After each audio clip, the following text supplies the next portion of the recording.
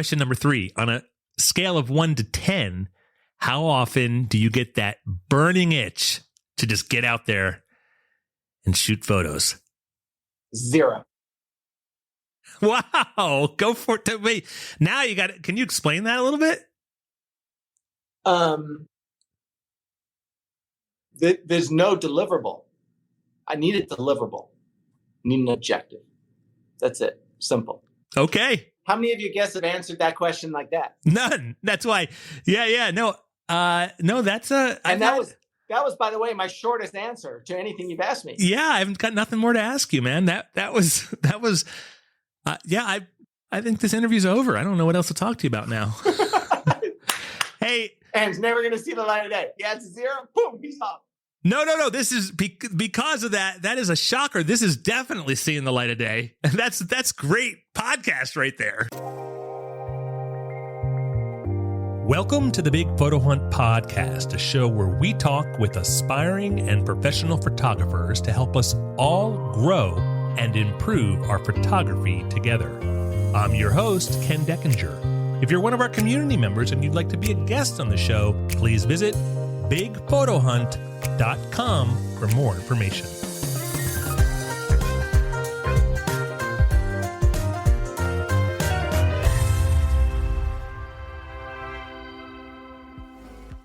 Hey, thanks for joining me today. My guest on today's show is Allan Henry, an award-winning sports photographer covering, among others, the PGA, the NBA, and Major League Baseball. He's been awarded Photo of the Year from Sports Illustrated, been hit by a ball from both Tiger Woods and Rory McIlroy. Ouch. And he's the co-founder of Atlas Packs, a camera backpack brand that masters the blend between an expedition-type backpack and a camera bag. Hey, Allan, welcome to the show. Hey, buddy. How are you? Doing well, dude. Thank you so much for your time. I got to show you something real quick. Okay. I know this wasn't your intention, but I looked back. I thought I ordered my pack from you like during COVID. It wasn't. It was in 2022. When you sent the pack, there was, I think, a sticker in it and a coaster, like a coffee a cup. And that day I got it and I put the coaster on my desk and it's been here since 2022. No way. Love it. Yeah. I don't know. I just needed a coaster that one day. And I was like, shit, my coffee is leaking. I put it down and it's been here on my desk for 3.5 years now. So thank you for sending coasters out. You know, I love those coasters. And you're not the first person to tell me about, you know, I've got a coaster. I've had a Atlas coaster on my desk for X amount of years. And I don't think I've ever gotten a coaster from a company. But on my travels around the world, I've often tried to pick up coasters, right? I found it's a nice way to kind of remember a beer or a moment or, you know. I get it. It's covered in coffee and I see Atlas Packs every single day. Speaking of which, let's get into this. Let's get into you, your background as a sports photographer, a photojournalist, your outdoor photography, how it led to Atlas Packs. You've got a new product line coming out, the Atlas One line. I love your first product line. You just nailed it and solved a problem for people that I don't think a lot of people knew they really had until all of a sudden everyone's like, holy shit, we can have a backpack that keeps my camera safe and is comfortable and good on my back. Anyway, why don't you just go ahead and go? Yeah. Tell everyone who you are.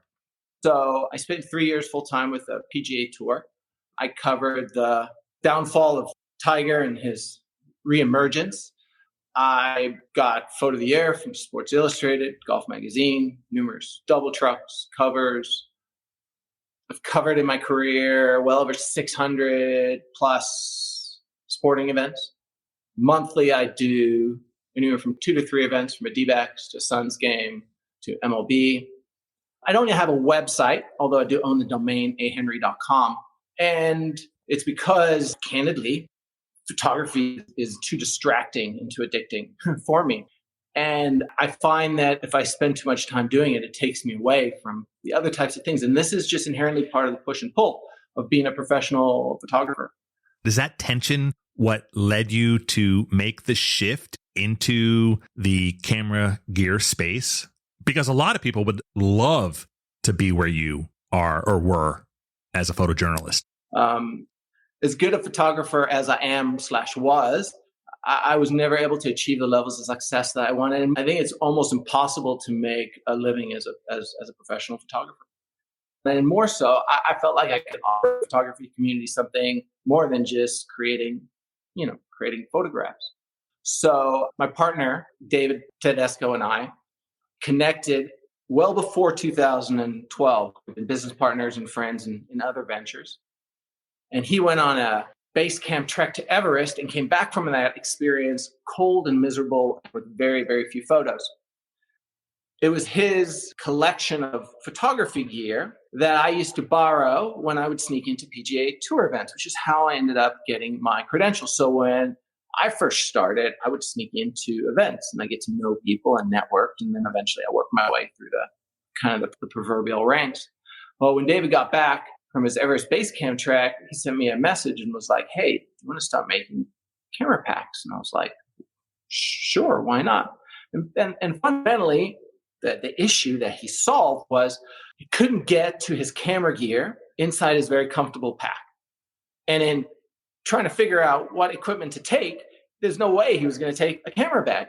Before I got my Atlas pack, I used to, when I would go hiking, like in the mountains and stuff, I used to throw my camera in like an Osprey pack and wrap it in like a towel or a sweatshirt and just throw it in the bag and just hope that by the end of the trip, it was still in good shape. And so I get it. I totally get it. I obviously get it. That's why I love your product. So you're obviously on a really cool journey. What's it like to run a camera gear company in this space? Because it's a cool space, right? Like you get to meet with some really cool photographers. And I remember when I was younger and I saw this movie where there's this guy who owned like an action pack, like gear company. He was going out into the mountains. It was so cool. Like, what's that like? What's that experience like? Well, I have a fantastic 4x4 Jeep, and I just got new tires on it, but it hasn't seen a trail in like over a year. I'm not that mountain man. I'm the event sports photographer, right? And that is okay too, because if I was a mountain man, I might end up competing too much with my customers' intuitive understanding of their own activities. And I have a community of ambassadors, of customers who have purchased products and I've built relationships with. And over time, they've shown me that they're using my products in such a way that I'm learning from them. And ultimately, people like Atlas Packs because they have a better experience. Here at the end, you just have a better experience. Because I've designed them to carry better. I know how you're going to kind of fundamentally use them because I've been carrying photography gear for over 20 years. And I still do it today. And I use my own products. And I'm critical about I use my own products in my own setting. And I'd also imagine that a lot of that is just that running a small business is hard and it takes your time. And small business is tough. It's hard to separate work-life balance and all of those types of things. But I wouldn't change what I'm doing for all the world. And that the small business and all those types of things, they're absolutely, it's the foundation. But it's the fact that I'm doing something that I find so fulfilling that it offsets all of those other pieces. And it's obvious you care about your product. I mean, I got my athlete pack over here and the thing is just jamming, and it's a good product. It's pretty much indestructible. Yeah, mine is solid. So speaking of solid, what's going on with the product? Are there updates? You're working on a new product line. I know we talked offline about your Atlas One line. What is next? What's the latest? Fill me in there. Well, there's a little bit of a conundrum because the marketplace and the games are new version, blah, blah, blah, right? Every single year. And so I get a lot of people who start with, when are you releasing something new? And it's a hard thing to answer because, in my mind, this is a classic design and I can't think of a reason to change anything, right? But you also don't want to say that because, everybody thinks you're kind of blowing smoke. So I'm not making any changes to it. None that would require really any type of a fundamental change. But I am looking to kind of change the type of conversation I'm having and find a different audience who is looking for a solution that isn't predicated on having to have multiple pieces of camera gear, and ultimately start it at a very simple level, which is you had to pick one body and lens. What bag would it be?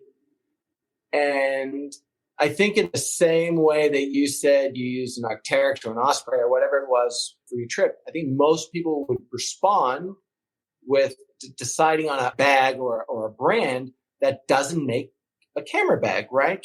I think that's fair to say. So that's my objective here, to build something really comfortable and of great quality that serves a purpose for a niche, whether you do it or put camera gear in it. And if you do decide to put camera gear in it, the infrastructure is really designed and the workflow is going to be designed to make that body lens combo really function. And it will also allow for additional camera gear that come with its own infrastructure. And I'm curious to see how it all end up. Yeah, me too. And now you're giving me more bags to buy. I have a thing for bags. I have a bag that I use for like just travel trips. I have your bag that I use if I'm going hiking or, That's right. And then I have 2 or 3 slings. And those are usually if I'm just going to go street photography and I'm just taking like one prime or something like that. Speaking of which, what's different about your new bag, the Atlas One line, that the original Atlas packs don't have? What problem are you solving with these new packs? Well, if I asked you to make some complaints about dividers, right, which are ubiquitous, which are part of every single camera carrying system in the world, you'll come back with some obvious ones. Don't like high bend, or you don't like their size, and all things being true. But as a solution, a divider has some major flaws that have always bugged me. And I'm curious to ask you if you can identify what those are. For me, the problem I have with dividers, and this is your product or just any camera bag in general, is that I have to reconfigure it for every different time I go into the field. And so my use case is always different. Whether I'm going for street photography and I want one lens, which realistically, in that case, I would just take a sling. You nailed the first one. Nailed it, right? That's part one. Now part two, you get out to where you get to, right? You open your pack. You open your bag. Problem number 2 with dividers is? When I open my bag? This is the problem you didn't know you had. Sometimes it's just hard to get my shit out. Okay? Small inconvenience, but that's not the problem you didn't know you had. What have you fundamentally done when you open your bag? Just keeping stuff out of it? If I'm out hiking. You're exposing your whole kit, all your stuff. And the reason you're exposing all your gear to the elements, even though you might just need one thing, is because that's how this whole system is designed. Every time you go to get one thing, everything is getting exposed. And so I believe I've come up with a solution to the problem you didn't even know that existed, right? And it gives you the ability to configure your gear in such a way that it's dynamic and flexible, and does it in a way where you can get whatever you want with your camera bag open without exposing all the stuff that you don't want to the elements. But the more important part is when you don't have your photographer hat on. And that's who this product is made for. For times when we just want to separate a camera and a lens from the bag, or we just want to take one camera lens, one camera body, and one lens. And the line Atlas One is specifically designed around the idea, let's make a bag line that is designed to work fantastically for a body lens.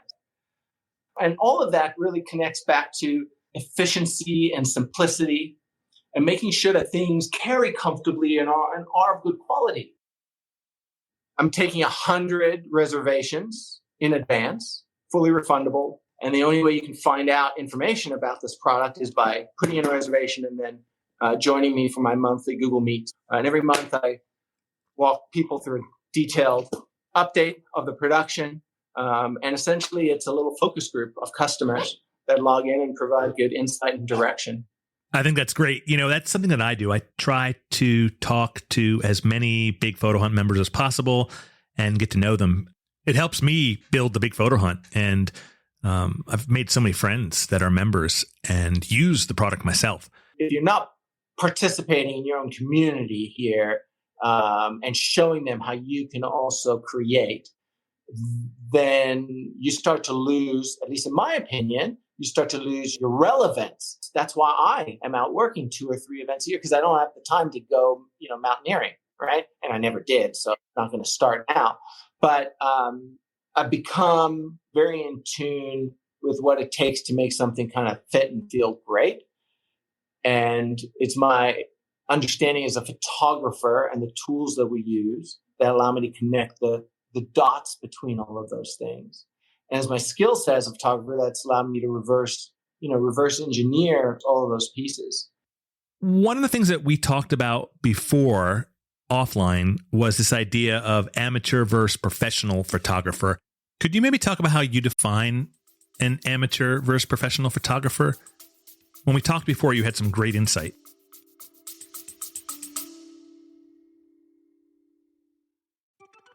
Hey there, it's Ken. Thanks so much for listening to this episode of the Big Photo Hunt podcast. I'm really happy you're here. I wanted to just punch in and tell you about the Big Photo Hunt in case you weren't yet a member. We're building the world's most friendly online photography community, and it's pretty friendly. Not to mention, it's the best place for amateur photographers to grow by sharing photos and being inspired by other members. Members post only 1 photo a week. Then the community upvotes their favorite photos. At the end of each week, we celebrate the most upvoted photos.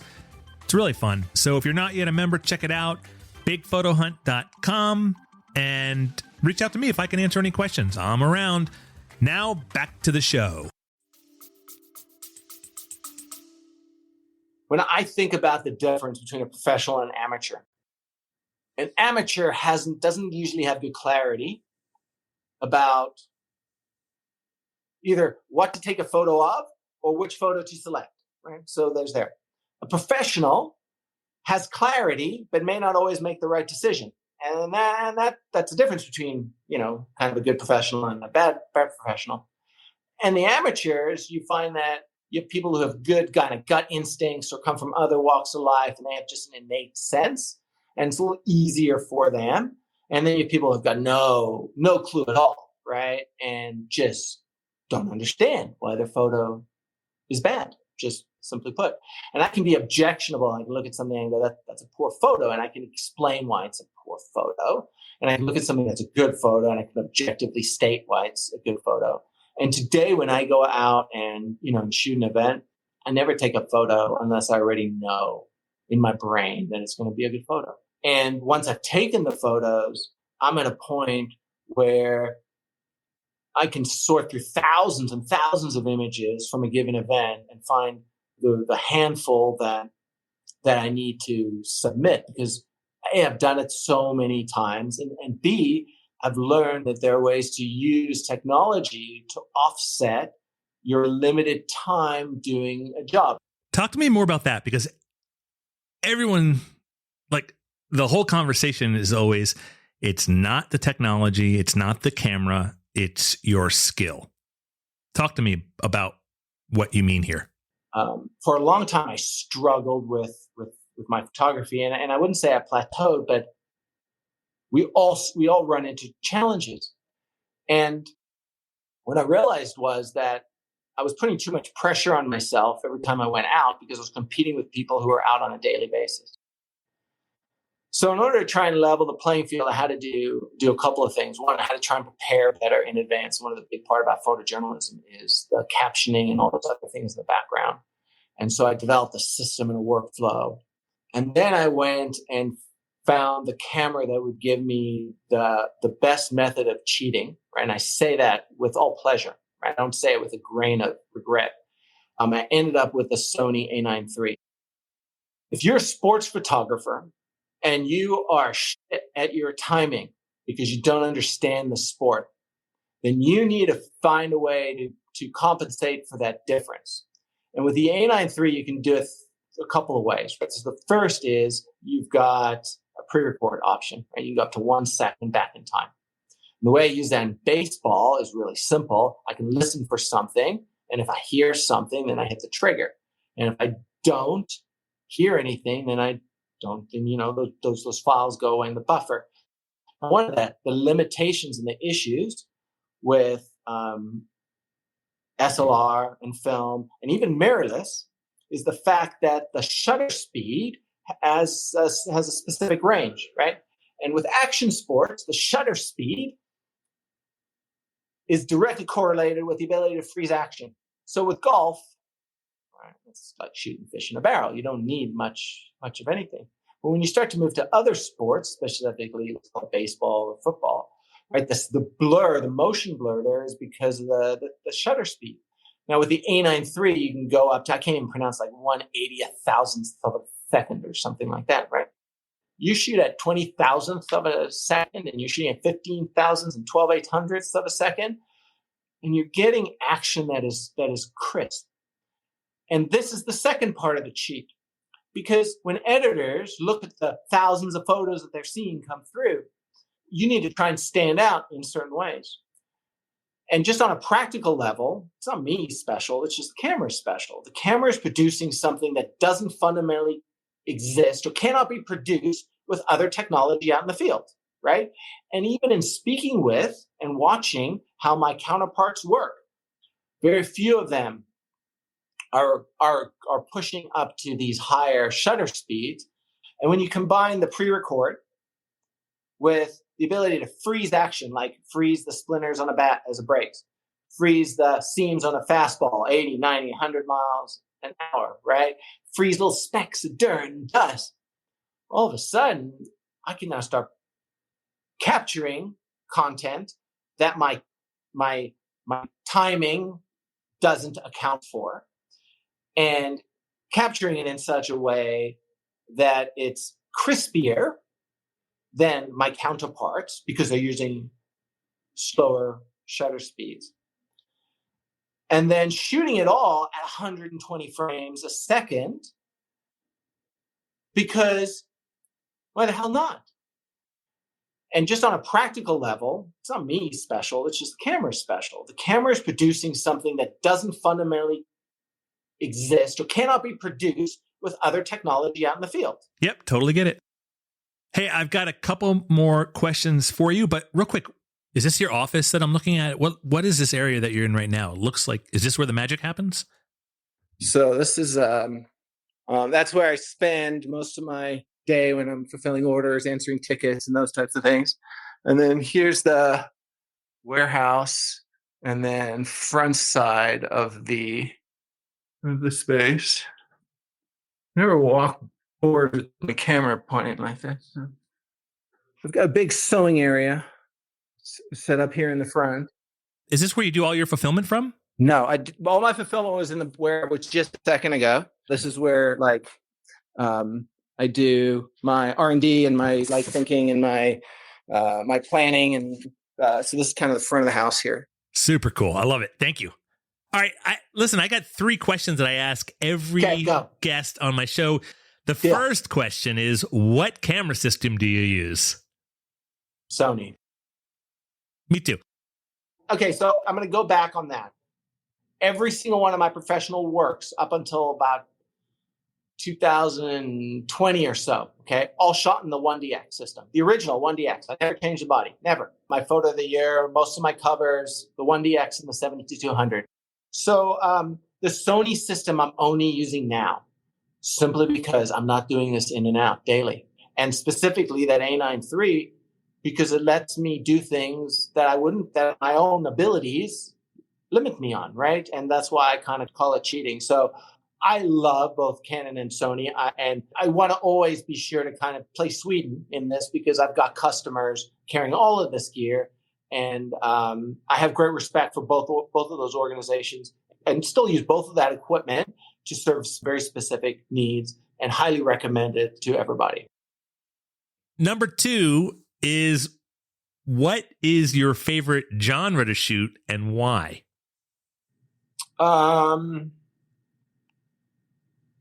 I've really, really grown to enjoy studio and photography over the years. And the reason I don't jump to the sports is I don't need to think about it too much anymore. And to me, part of the love of photography is feeling a little bit uncomfortable and feeling like you're a little bit out of your element. I don't feel uncomfortable going and shooting sports. Question number 3, on a scale of 1 to 10, how often do you get that burning itch to just get out there and shoot photos? 0. Wow. Go for it. Wait, now you got it. Can you explain that a little bit? There's no deliverable. I need a deliverable. I need an objective. That's it. Simple. Okay. How many of you guys have answered that question like that? None. That's why. Yeah. No, that's that was, by the way, my shortest answer to anything you've asked me. Yeah. I haven't got nothing more to ask you, man. That was, yeah, I think this interview's over. I don't know what else to talk to you about now. Hey. And it's never going to see the light of day. Yeah, it's 0. Boom, he's off. No. This is because of that. That is a shocker. This is definitely seeing the light of day. That's great podcast right there. Yeah, I mean, it's that simple, right? And just to give a little bit of context, I can't even practically count in my head how many thousands of hours. I've had billions of image views. I've had thousands of images published. And none of it matters. It's my next assignment on Sunday. I'm already focused. I'm already thinking about it. I'm ready for it. I have no need to pick up that camera between now and then. Right? 0. It's a tool for a job. I love it. I could appreciate you don't want to go out and shoot for fun. I do not want to go out and shoot for fun. I have a lot of fun when I'm working and shooting, and I want to keep it. And I love that integrity of it. Also love that when I'm done with an event, I don't have to think about it when I go home. But I love seeing other people shoot. I love working with other people. I do mentoring and coaching. I work with the high school that my kids are at with their digital arts over there. I mean, I have customers call me all the time asking me for advice. All that. I love it. But I'm not shooting for fun. I assumed that's what was driving that. So, Allan Henry from Atlas Packs, where can people find you? I want to make sure that they go to Atlas, they go to you, whatever it is, and I want people to see your amazing packs. Well, I appreciate it. So, a simple Google search for Atlas Packs will lead you to the website. And I encourage everybody to take a look at how my products suit your needs. And if there's something there that appeals to you or you have questions about, there's a little chat on there, or you can text message me. Awesome, man. Hey, thank you so much for your time. I am likewise truly grateful. It was very generous of you. Love your product. Love your coaster. And well, I'll tell you what. If I get back on the merch horn, I'll make some new coasters, and we'll definitely get you a freshie. That's all I need. It's got coffee stains on it. It's been. Look at that. The edge is rubbed away quite a bit over there. I'm serious. This thing has been on my desk since 2022, and just for the record, nothing has been on my desk since 2022. I appreciate that you have it. It's funny. I've heard from many people over the years that the coasters have been a good hit. Let me see the pack. You got it. You got it over there. It's over there. Let me see. Yeah, but my pack's in good shape. Hold on 1 second. Let me get it for you. Thank you so much for joining me for today's episode. Our next show will feature more valuable stories from our community members. If you'd like to audition to be a guest, please visit bigphotohunt.com for more information. Thanks again for listening today.